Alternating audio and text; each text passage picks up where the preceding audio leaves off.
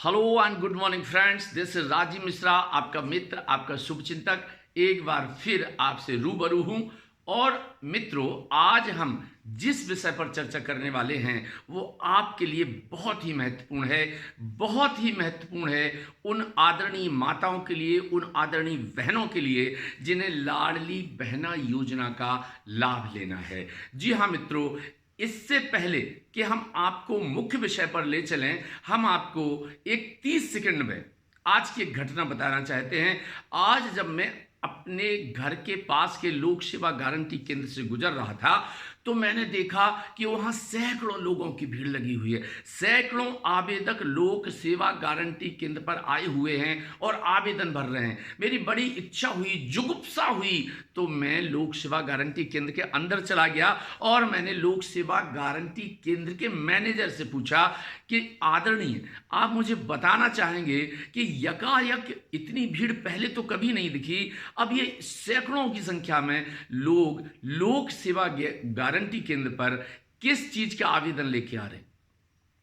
क्या इतने ही आवेदन हमेशा लोक सेवा गारंटी केंद्र पर आते थे, या ये यकायक भीड़ बढ़ गई है जो मेरी नजरों में आज ही आ रही है? लोक सेवा गारंटी केंद्र के मैनेजर ने जो बताया वह निश्चित ही आपको भी सुनने लायक है। जी हां, लोक सेवा गारंटी केंद्र के मैनेजर ने मुझे बताया कि श्रीमान जी, अभी लगभग 15 दिन से, जब से लाडली बहना योजना की घोषणा हुई है, तब से लोक सेवा गारंटी केंद्र पर प्रतिदिन 800 से लेकर 1000 तक आवेदन एक लोक सेवा गारंटी केंद्र पर आ रहे हैं, जबकि यही संख्या 15 दिन पहले तक 150, 200 और अधिकतम 250 हुआ करती थी। जब इसके पीछे जानना चाहा कि वास्तव में ये आवेदन आ किस चीज के रहे, तो मुझे बताया गया कि ये आवेदन जो हैं वो मूल निवासी और आय प्रमाण पत्र के आवेदन है। हर महिला, हर बहन अपना मूल निवासी और अपना आय प्रमाण पत्र बनवाने के लिए लोक सेवा गारंटी पर आ रही है, फीस भर रही है और जो है अपना लोक सेवा गारंटी से अपना मूल निवासी और आय प्रमाण पत्र बनवा रही है। जी हाँ, अब आपको समझना यह है कि लाडली बहना योजना में क्या आपको मूल निवासी या आपको अपना आय प्रमाण पत्र लगाना है? क्या इसकी आवश्यकता है? क्या इसे बनवाना जरूरी है? जी हाँ मित्रों, तो हम कुछ बताएं, इससे बेहतर है कि आप मध्य प्रदेश के माननीय मुख्यमंत्री महोदय श्री शिवराज सिंह चौहान साहब की जुबानी से स्वयं ही कुछ सुन लीजिएगा। जी हाँ, लीजिए माननीय मुख्यमंत्री। इसमें दो तीन चीजें जो मैं सब बहनों को बताना चाहता हूं। इसमें 2.5 लाख रुपया से कम आमदनी और 5 एकड़ से कम जमीन, ऐसी सारी बहनें पात्र हैं। लेकिन मुझे बीच में पता चला कि कई बहनें भग रही हैं आय प्रमाण पत्र बनाने के लिए, कई भग रही है मूल निवासी प्रमाण पत्र बनाने के लिए।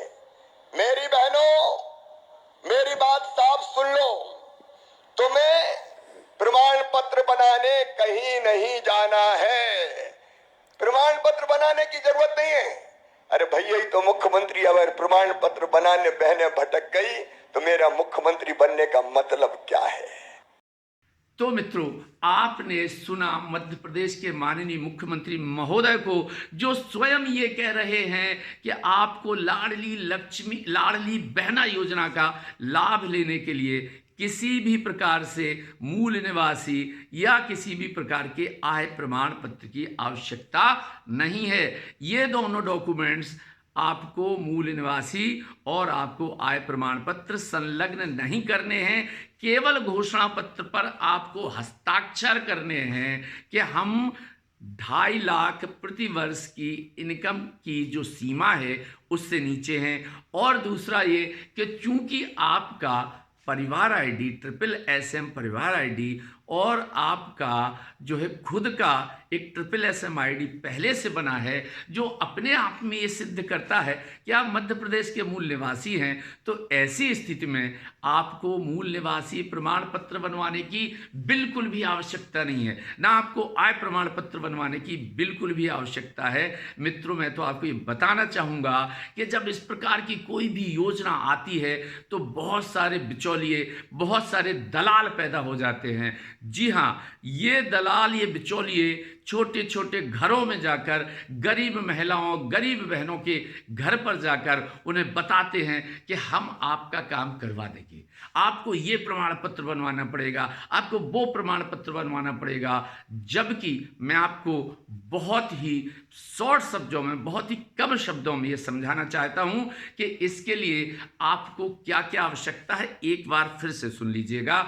आपको SSSM ID की आवश्यकता है, जो आपकी होगी, नहीं है तो आप अपना SSSM ID बनवा लीजिएगा, परिवार ID बन जाएगी, उसमें आपकी SSSM ID होगी। दूसरा, आपको अपने आधार कार्ड की आवश्यकता है। मुझे लगता है आपका आधार कार्ड होगा और आपने आधार कार्ड बनवा लिया होगा, और नहीं है तो आप आधार कार्ड भी बनवा लीजिएगा। तीसरा जो है वो eKYC की ज़रूरत है। eKYC की प्रक्रिया हमने अपने पिछले वीडियो में आपको बताई थी। और चौथा, जब आपका eKYC हो गया तो अब आपको अपने बैंक खाते को अपने आधार से लिंक करवाने की आवश्यकता है, अर्थात DBT की आवश्यकता है। इसके अलावा मेरी प्यारी, मेरी आदरणीय बहनों, आपको कोई डॉक्यूमेंट्स नहीं बनवाना है। माननीय मुख्यमंत्री महोदय के सीधे सीधे निर्देश हैं कि केवल आपसे एक फॉर्म भरवाया जाएगा और उस फॉर्म के बेस पर उसे जब ऑनलाइन किया जाएगा तो आपके खाते में 10 जून से 1000 रुपये आना प्रारंभ हो जाएगा। सो आप परेशान मत होइए, दलालों और बिचौलियों के चक्कर में मत पड़िए, अपना कड़ी मेहनत से कमाया गया पैसा बर्बाद मत कीजिए और बस इंतजार कीजिए कि 25 मार्च आते ही आपने eKYC करवा लिया है, आपने खाते को DBT करवा लिया है, तो बस आपको इंतजार करना है 25 मार्च का।